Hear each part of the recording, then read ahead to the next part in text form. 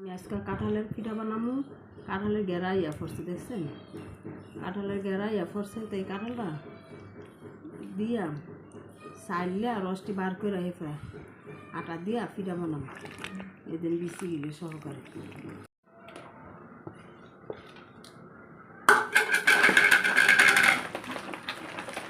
এদিন এরকম করে চাইলে রসটি নিচে বুঝছেন?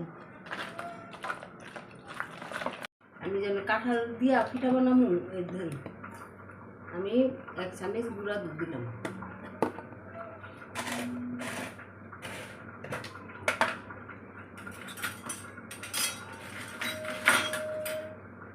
কাঁঠাল যেহেতু অনেক মিষ্টি, আপনার স্বাদ মতন চিনি দিবেন। যেরকম মিষ্টি খান ওরকম চিনি দিবেন।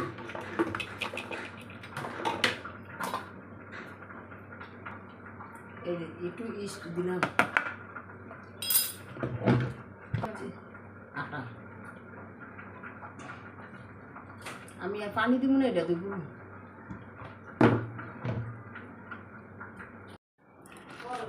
এই দেখেন 10 মিনিট পরে ইয়া করছি, এই দেখেন কত সুন্দর হয়েছে। কাঁঠাল দিয়ে পানিতে নেই, শুধু কাঁঠাল দিছি।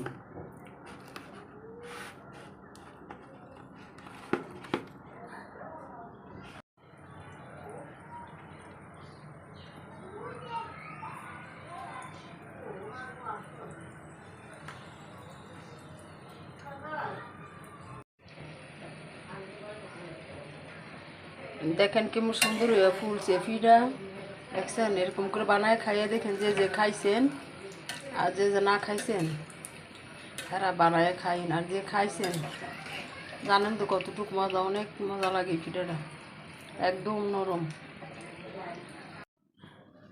এই দেখেন কেমন নরম সফট হয়েছে, দেখছেন?